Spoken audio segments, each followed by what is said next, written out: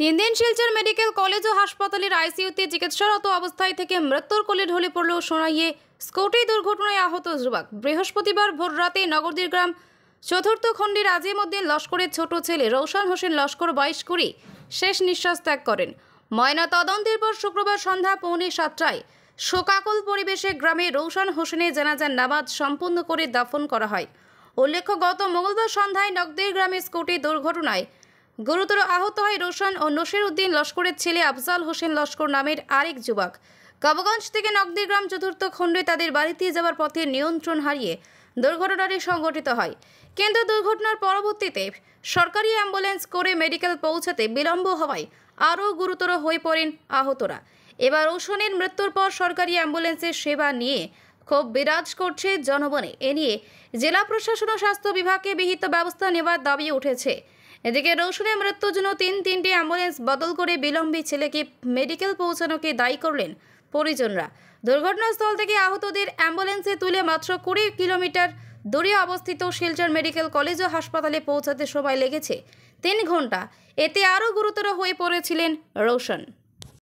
মঙ্গলবারে সন্ধ্যার সময় আমি মসজিদে আসলাম, তো ওই সময় শুনছি একটা অ্যাক্সিডেন্ট হয়েছে। আমার ভাতিজা রৌশন হোসেন লস্কর, তার বয়স হলো গিয়া 19 বছর, আর সঙ্গে তার আরেকটা বন্ধু আসলো, তার নাম হইল গিয়া আফজল হোসেন লস্কর।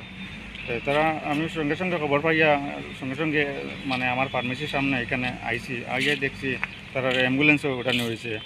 তারপরে আমিও সঙ্গে সঙ্গে অ্যাম্বুলেন্সে উঠেছি। ওঠার পরে অ্যাম্বুলেন্সটি দেখা যায় একটু 1 মিনিট যাওয়ার পরে দেখা যায় পাংচার হয়ে গেছে, চাকা পাংচার হয়ে গেছে। তো এটা জায়গা বন্ধ হয়ে গেল। প্রায় আধা ঘন্টার পরে আরেকটা অ্যাম্বুলেন্স আইলো। অ্যাম্বুলেন্সটা আবার এটা স্টার্ট দেওয়ার পরেও আর ডিস্ক গেছে গিয়া 1 নম্বরে চালাইছে। স্পিড হইব মনে করো 12-13 ওরকম স্পিডে প্রায় আরও 1 ঘন্টার সময় চালাইছে। এমজিডি কলেজের যাওয়ার পরে 3 নম্বর যে অ্যাম্বুলেন্স আইছে, হওয়ার পরে এটাতে আমরা মেডিকেল লাইন পৌঁছাইয়া দিছে।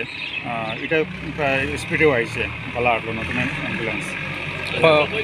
কয়টার সময় গিয়ে পড়ছে অনুমানিক তো প্রায় রাস্তা তো মোটামুটি আমরা প্রায় 3 ঘন্টা অ্যাপ্রক্স লেট হয়ে গেছে গিয়া। এরপরে আমরা মেডিকেল কলেজে তো অ্যাডমিশন নেওয়ার পরে তো করা হয়েছে।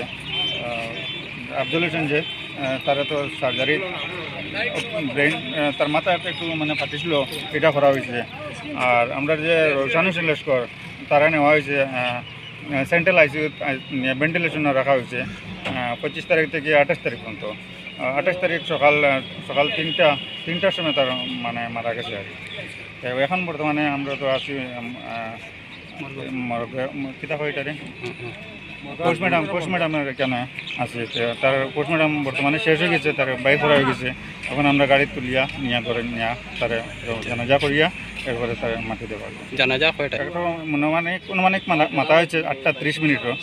8:30 মিনিট ওইটাও ফাইনাল হয়েছে তো আজকে রাত্রে।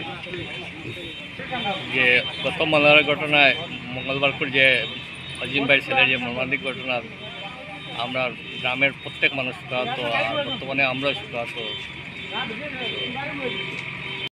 আমাদের একটা রিকোয়েস্ট যে প্রশাসনের কাছে ও সরকারের কাছে, আমরা সিএম স্যারের কাছে, যে এই ধরনের অ্যাম্বুলেন্স যে মার্কেটে ছাড়াটা হয়েছে না, বা এই যে হসপিটালে দেওয়াটা হয়েছে না, ভালো অ্যাম্বুলেন্স দিলে।